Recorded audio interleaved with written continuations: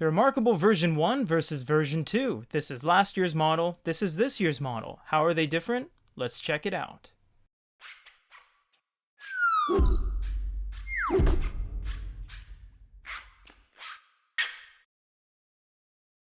Basically, if you look at these two devices, they're pretty much exactly the same on the inside. They have the same software OS because the older Remarkable got updated into the new Remarkable's operating system, meaning that everything is exactly identical. The older version can even do handwriting recognition. So what's different, you ask? Well, basically it all comes down to hardware. The hardware on these are completely different. The first generation featured an all-white design with some physical buttons down below, a home button and a left and right button. On the back, however, it was totally unique to anything else at the time. It has two rubber strips that run the entire width of the device on the top and bottom, and the entire back was an aluminum plate, so it was different on the back, and it was different on the front. The Remarkable 2, however, is a completely new design. The bezel is overall reduced on pretty much every side, and they have a two-tone strip on the left that looks great. The power button and the USB port are nicely nestled in the very corner, and they are using USB-C. On the back, it is a very nice flush design on the entire back of the device, and you have gotten rid of those strips, and they now have four little rubber stoppers on all corners. Both the last generation Remarkable and this generation are all made in China. Let's talk about the available styluses for the Remarkable line. The first generation Remarkable pen was actually really cool. It was a two-tone plastic with an alpine white top and an ivory white bottom. The nib was white as well, and it featured a canister that you could actually house one of your stylus nibs on the go. It didn't have any buttons, it didn't have an eraser attached to it, but they did have another option. They also had the Remarkable Marker Signature Pen, which was an all-aluminum design. The nibs were black, it featured a metal lapel clip, and the back of the pen had a push-down action. It didn't do anything, it was just for tactile feel, but if you twist it open, it actually had three separate nibs stored in the back. Still no buttons on the device though.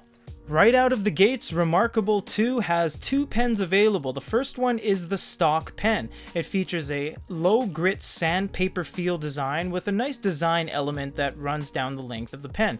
Doesn't have an eraser, doesn't have any buttons at all, and it does have black nibs with a stone white design on this. It is magnetic and it actually snaps to any part of the device. For an additional $70 at time of purchase, you have the Remarkable Marker Plus. This one was a higher grit sandpaper feel. It was black, the nibs are black, and it featured an eraser at the back, but there's no nib canister on either of the pens. It does still have that design line with a magnetic snap, but they're still missing that button. They don't have any buttons on the device at all.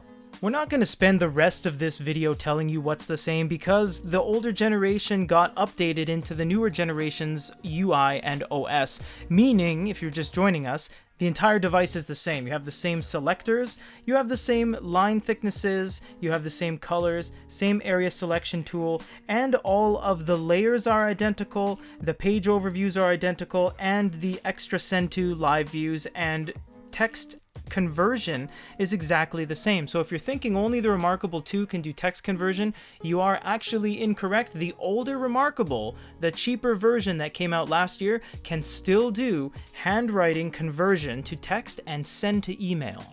Cross-compatibility. If you were to use the first generation Remarkable pen on the first gen, it does work on both versions. Same with the second generation Remarkable pen, it works on both versions. However, this one has a little bit of a compatibility issue. It does work with the pen nib because it's using the same nib and transmitter. However, if you were to try to erase, it does work on the Remarkable 2, but that didn't carry over into the Remarkable 1. If you're using the nib or you're using the back of the pen, it thinks you're making a note. Even if you were to change to the eraser, it does erase, but that's because so does the nib. It's transmitting the exact same thing on both sides, so unfortunately you can't take the new pen and use the eraser on the older version. We've done a lot of testing on both of these devices, and we've used all the pens available to our disposal on both of these devices. We have honestly actually found that the first generation device has more resistance on the screen. So when you're writing, you actually feel the vibration through the pen into your hand a lot better on the first gen than you do on the second gen. Now, why is this important? A lot of people are asking, is because if you honestly want that paper pencil feel, you are better off going with the first generation. You do have a little bit lack of eraser functionality with the more expensive pen, and none of the pens on the first generation have the eraser function, but it is actually a lot better of a writing feel on the first generation than it is on the second. The second is thinner, it looks very nice, but it's more of a glassy feel on the screen. Your pen slides around a lot more, whereas on the first gen you have a lot more resistance. It feels like you're writing on a higher grit sandpaper than you are on the second gen. Now what we have noticed is that when you do write on the first generation, the nibs wear down fairly quickly. This one's actually leveling off a little bit quicker than the Remarkable 2, and we've replaced nibs and done extensive testing. These two devices are fairly similar, and honestly, it just really comes down to the hardware. The Remarkable 2 has a better battery life, it is thinner, it has a little bit of a faster writing speed, and it has a magnetic snap for the side of the stylus. But it's $600 USD outside of the pre-order range. You save a couple bucks during pre-order, but that is the MSRP. The first generation actually has a better writing feel, the device has physical buttons, the pens are more innovative, and it's way cheaper. With the same operating system, it's only $369. So if you're thinking the upgrade is this monumental difference, it honestly isn't. I'd say the hardware and the overall form factor is much nicer on the Remarkable 2, but it's not a night and day difference over the first generation. So if you're on a budget and you want roughly the same thing, the first generation is for you. If you want to stay current with the USB-C, the second gen is for you. If you guys have any other questions, comments, or concerns regarding the Remarkable 1 or 2, if you want to see individual reviews on both of these, we have that, along with comparisons and everything else. For a comparison between the Remarkable 1 and the Remarkable 2, this is Peter.